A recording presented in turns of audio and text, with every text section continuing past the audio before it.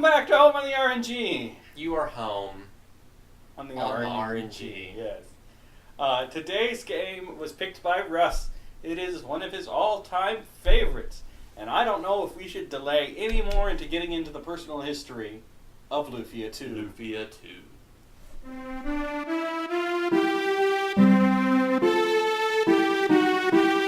So I sound like a broken record because my personal history with Lufia 2 is that I played it as a kid.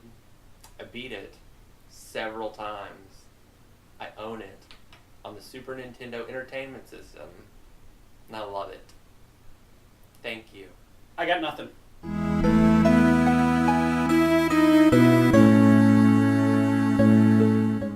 This story functions as a prequel to the first game, featuring the heroes who died at the very beginning of the game and their battle to defeat the Sinestrals. The Sinestrals are attempting to prove their superiority over mankind, and our heroes are traveling the world in search of the cause of this conflict. Who are the Sinestrals?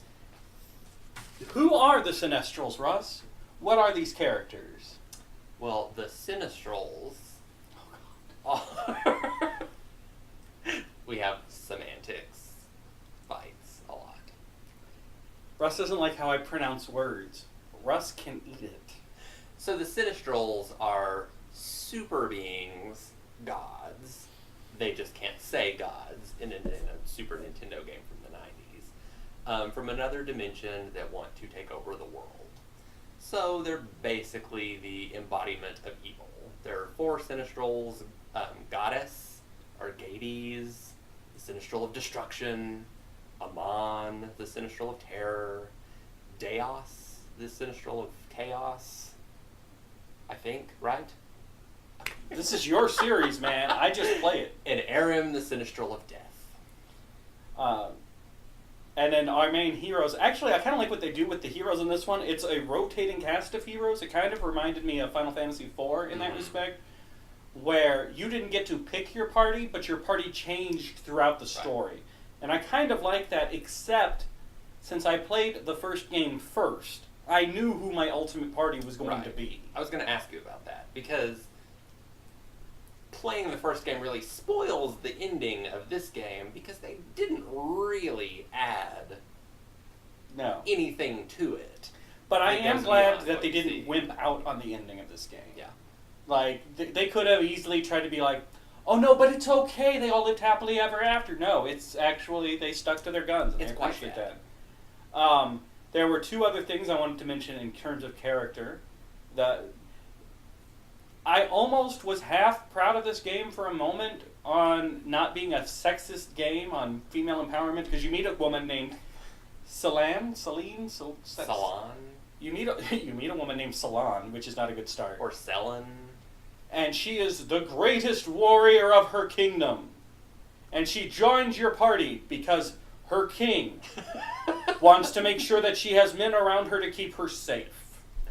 She is the greatest warrior, widely acknowledged as the best warrior in the kingdom, but the king is not comfortable letting her go off on her own without men to protect her.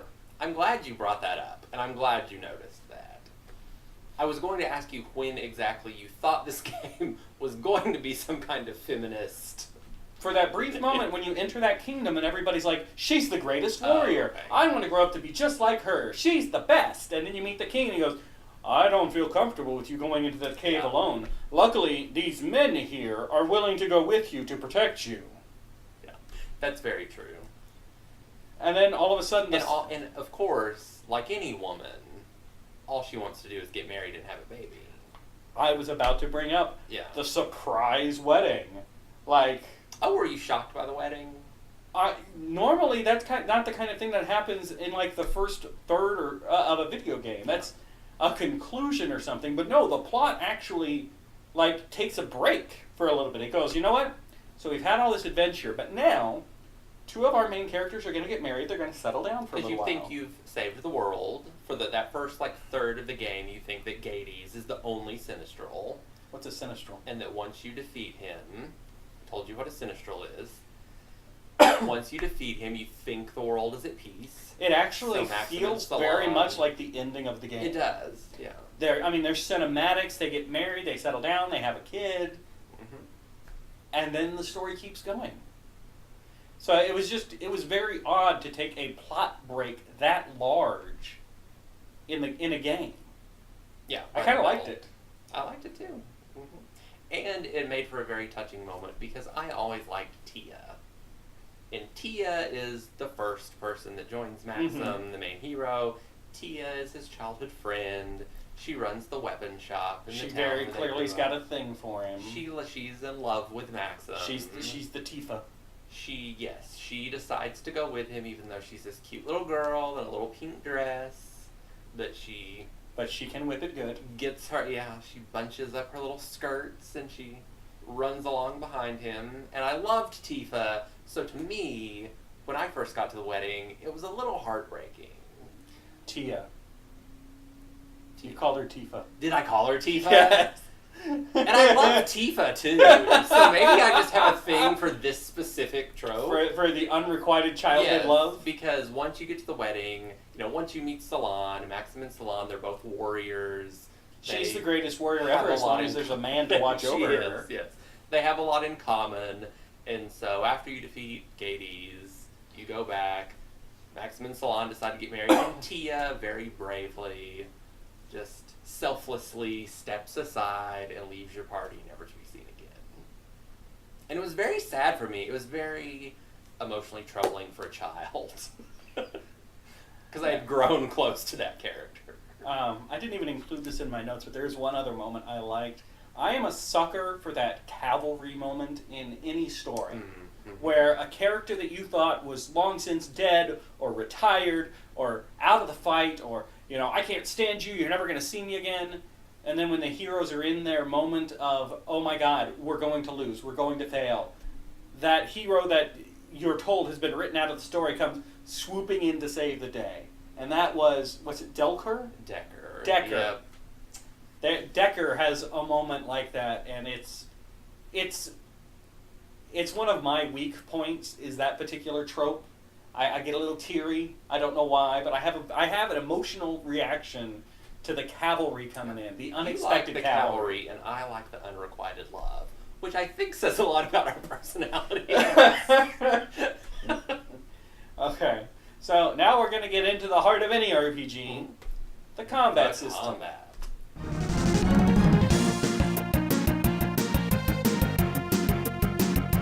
The basic look of the combat is the same as the first game. It's a turn-based, pictographic choice combat system. But they made quite a few changes. The two major changes, the first change is called IP skills. IP skills are attached to your equipment. So you can't always, or you don't necessarily always want to choose the equipment that gives you the best stats, because a weaker piece of equipment could give you a good IP skill. IP skills can be anything from powered up attacks, they can be special healing abilities, they can be buffing or debuffing abilities, and some of the, especially the accessories that you can equip can give you like really powerful attacks. And the IP skills are triggered kind of like limit breaks. As you take damage or deal damage, your IP meter... Only take damage. Oh, it's just... Yeah. As you take damage, your IP meter builds. And various IP skills require a certain number of IP points. So some of them may require your gauge to be maxed out. Some of them may just require a little bit. It really helps break up what could be construed as tedious combat. Just attacking or picking spells, and it provides a little strategy. It provides a level of strategy with picking your equipment that I don't really remember seeing in other RPGs, at least of that time. And what was the other system? And the other system is the capsule monsters. Oh, yeah. Yeah. Did you forget about the capsule monsters? No, I have them. I was going to talk about them in innovations, but we can talk about them now. Oh, well, it's part of the combat. So the capsule monsters are these weird little creatures. Pokemon. That you can find. They are Pokemon, aren't they? They are. Yeah. You can find them in various places. I mean, you keep them in capsules. They're Pokemon. You do, yes. The first one you get is called Fumi, and he's just this little pile of marshmallow fluff. They fight with you in battle. They're AI controlled. They They can take a certain amount of damage and then they leave that combat. right. They can take a hit. They can die. Some of them don't run away as fast Oh. as some of the others. I never had one die. Oh, really? Because I know the first one that you get, the Fumi that you get, actually rarely runs away. I think. He did for me anyway. But they can run away, they can just defend, they can die. Basically, they give you either an extra hit, or there's ones you get later on that can do buffs, or heal you, or cure status ailments. You can actually level them up. You can level them up a lot. You have to feed them They eat to evolve them. armor. They eat weapons, Mhm. items. They'll also have preferences. Some stuff won't give them any experience points at all. Some stuff will give them a boost of experience points if that's what they're craving at that moment. Right. And they all have 4 regular evolutions, and then there's a 5th master evolution. So they really are Pokemon. There's a 5th master evolution that you can get if you feed them a specific fruit. I don't know that I ever got to the 5th evolution. Oh, did you I think I was feeding them the fruit early. I didn't research that or anything else. Yeah, you have to feed them the fruit. That you have to feed them a specific fruit, and also at a specific evolution level. Like some of them have to be at level 4 evolution, but some you need them at like level 2 evolution, and then they evolve to master. You have to catch them all. You do have to catch them all, and one of them is a naked angel. So I did not find that. Did one. you not? Some of them are very difficult to find. Don't worry, I got footage of me evolving the naked angel. Oh, good. Oh, good. I didn't want to miss out. Which should be playing on your screen right now. We're going to get shut down by YouTube. Also, naked fish man. There's a lot of naked capsule monsters if that's what you're into. 2 other things that the combat does, or 2 other things about the combat, I guess. Every time you finish a battle, it tells you how many experience points each party member has left to a level up. I kind of like that. In most games, you have to talk to a priest or your dad or whatever, and it'll tell you, hey, here's when you level up, or you check your status screen. But in this one, every time you finish a combat, it gives you just a quick flash of how close you are to leveling up. It also changed from the first game in that now spells, you can make spells target one monster or all the monsters. Every spell, you can just change it. Obviously, targeting everybody makes it less effective, but it hits all of them. So, right. Also, speaking of spells, you buy your spells instead of earning them or leveling up and getting them some other way. You just purchase them when you go into town, which I'm kind of okay with. Yeah, I actually like that system. You can customize what you have. Yeah. Was there anything else you wanted to talk about in terms of combat? I think that pretty much covers it. Apart from naked angel catching? Naked angels. Like I said, there's also a naked fish man. Oh my. Yeah. So next we'll move on to innovations. Yay.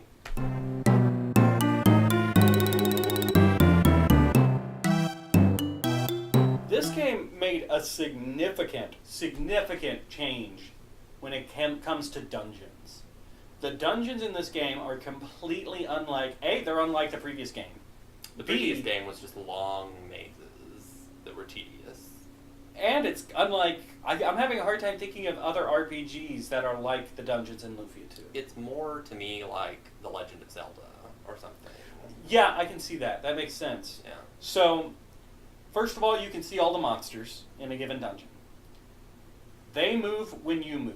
It's a square layout. You move a square at a time, and monsters move when you move. If you just stand still and walk away from your game, monsters aren't going to move. Mm-hmm.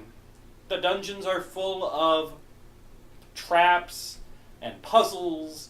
There's a lot of puzzle solving in every dungeon now. So like you said, it is a lot more Legend of Zelda-like. Mm-hmm. And the puzzles can get really creative. They're not just stupid little things either. No, some of them are actually pretty tough. Do you want to talk about the one notorious? Go for it. The most challenging puzzle probably in any game ever. It's in one of the last dungeons on a mountain, and you have to walk through this little maze, kind of little maze, a grid of flowers, and the flowers start to bloom, and if they come in full bloom, then you have to start all over. So you have to use your fire arrows. Yes. And you have to walk. So like you said, you have to. Everything is one square at a time. So you literally cannot make a single mistake. Yeah. It starts out looking like walking. it looks like an easy enough puzzle at first. It's just don't let these plants grow. Hit them with the fire arrows so they don't fully grow. And at first it seems easy, but ultimately it turns out if you make one misstep, you will fail this puzzle. And you have over to use and over a again. particular feature that I don't remember in any, like, top-down sort of RPG except Pokemon, is that you can hold a button to make yourself turn and not without move. moving. You can hold, I think, R Yeah. or something, and it makes you turn without moving, and you have to use that in this puzzle so that you can destroy, like, multiple I had to plants do that at one like time. 3 times, Yeah. 4 times. It was crazy. You can see footage of that as well. God. I used a guide. Speaking of the fire arrows, that you get various, like Zelda, you get various items that interact in the dungeons. Bombs, arrows, chain hook, basically. You get a hook shot, you get a ball and chain that moves heavy objects from long distances. So in the dungeons, it is visible enemy battles, which is what I like. On the overworld, though, it is invisible random encounters. But you do run very fast on the overworld map, and Yeah. it's small, so it's not like you're going to do a lot of... And I'll say this, the puzzles near the end aside, I thought the dungeons were pretty forgiving. Because almost all of them have a free HP and MP recharging station before the end boss. So the enemies are limited. Once you kill an enemy, it doesn't respawn unless you go to another floor. And then, before the end boss, full health and magic recovery, which is pretty rare. That's a godsend. And then one last thing I wanted to talk about, and we'll see if Russ had anything left, is the ancient cave. If you remember in Lufia 1, there was an ancient cave that was different. It was a special cave that you went back to as you leveled up. You could go further in. The ancient cave in this one is very different and a lot more interesting, I think. When you go into the ancient cave, no matter what level you're at, no matter what gear you have, you enter the cave at level 1, completely stripped of all equipment and items. Most of the items and equipment that you find in the ancient cave cannot leave the ancient cave. There are a few exceptions. Those are the special treats that you get for doing the ancient cave. You get really good gear that you can take out with you. Most of it, though, is only while you're in there. And if you start over again, you start over again as naked level 1. Right. So I thought it's like a mini game dungeon of sorts. It is. And I liked the fact that after you beat the game once, you can access the ancient cave from like a special file. Did you do that? I did not. Yeah, after you beat the game once, you unlock what's called gift mode, and you can start a new game in gift mode, and it's literally just you in that town where the ancient cave is located, and you can't leave, but you can pick your own party. Interesting. You can pick any of the characters. You have Maxim, and you can pick any of the characters that joins you. So I always took Decker because he's physically the strongest, and that way he doesn't necessarily need the weapon to fight and be good. So I like that. So there you go. Were there any other innovations? Did you that play stuck with the out to you? casino at all? Very little. I don't. think we could kind of include that as a trope in these reviews. Yeah, we're gonna get to the point where those are. They certainly show up in a lot of the Dragon Quest games. Yeah. But there are casinos, so if you like gambling, you can stop. You can play slots. You can play, I think, blackjack. Yeah. I never spend much time in casinos in I these don't either. games. It's just because it's so random. Yeah. So next comes our expert topic: music. Music.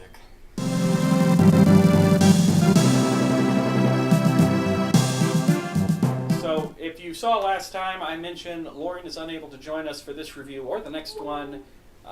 She's a very busy young lady with a lot of irons in the fire. So, we miss her, We do miss her. especially since it means we have to try and muddle through this the best we can on our own. So, Russ, was there music? There was music. There was the main theme, which is one of my favorite main themes in all of just the Lufia theme in general, which Lauren would know the name of. I'm not even sure I could whistle The it. one that she plays on the flute. Oh, okay. I've heard her do that one. This is us struggling through. The composer was Yasunori Shiono, who, according to the biography that I'm looking at, did Did nothing else noteworthy. Nothing else that we recognize. Nothing that we recognize. Maybe some Japan-only stuff. I don't really know. But Mr. Shiono did a good job on this game. So, I like the music. I mean, that for real, that main theme is one of my favorite, main themes of any game. And I liked the sad music a lot. Yeah. Like, during the sad ending, I really liked that music. I have no problem with the music. It didn't stick out to me, but most music doesn't. That's just me. A friend of mine came up with, I think, the most accurate term for me. I am a music agnostic. Music just doesn't really seem to penetrate. I wish it did. I like Third Eye Blind, and I get made fun of that a lot. For that a lot. Ha ha! I don't know anything. I just like what I like, but I don't know anything about music. Fair enough. Before Russ tells us about his Third Eye Blind fanfic, we're going to move on to final thoughts. Yay!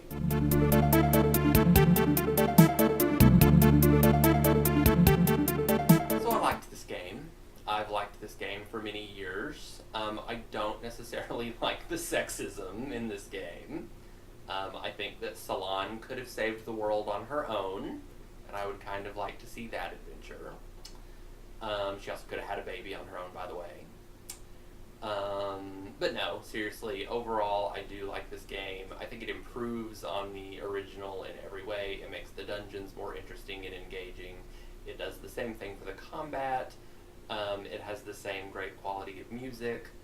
And I give it an A. It really is one of my favorite Super Nintendo games. I think the dungeons were very interesting, very different, which I appreciated. I like it when a core mechanic of the game is something new, because even if I don't like it, and I did like most of the dungeons, I at least appreciate the effort in doing something new. I liked how they broke up the storyline. I also did not like the sexism. I thought it was ridiculous. She is the greatest warrior of our time. Find some men to protect her. Okay. I will also go ahead and give it an A, as much as I dislike doing 2 A's in a row. I liked it. I liked it quite a bit. It was a definite improvement over the previous game, and I liked the previous game. So there you go. That is Lufia 2, the prequel. We have played 2 games in a row now that you really liked. Yeah. How do you feel about that? Glad. Okay. Because it's certainly better than playing a horrible game and suffering through. I watch enough bad movies. I don't need to play a bad video game. A bad movie takes 90 minutes of your life and throws it away. What if we had played Arcana and... I feel queasy. Yeah.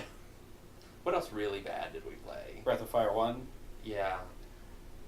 Yeah. Right in a row. I feel queasy.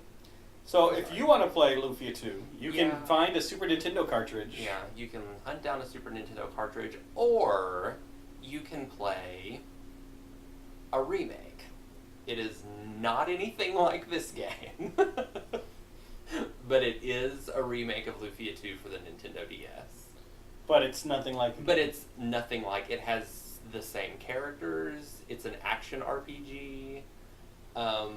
It's totally different. Look it up. I mean, it's not really a remake. It's a reimagining.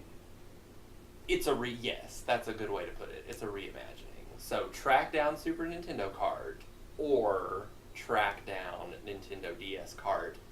That is a totally different game. So maybe don't do that. Well, okay. So next time we can review the. Yeah, eventually we can do the Lufia 2 remake. No, in fact, next time, I have picked a game for us to play that I have never played before. I have chosen for us to go on a grand adventure encompassing multiple planets, talking cats, and a true female warrior who is respected by her peers. Persona 5.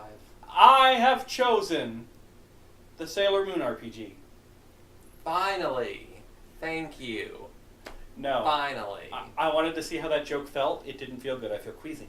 No, I have selected for us to play Phantasy Star 1. So, join us for that next time. Please do.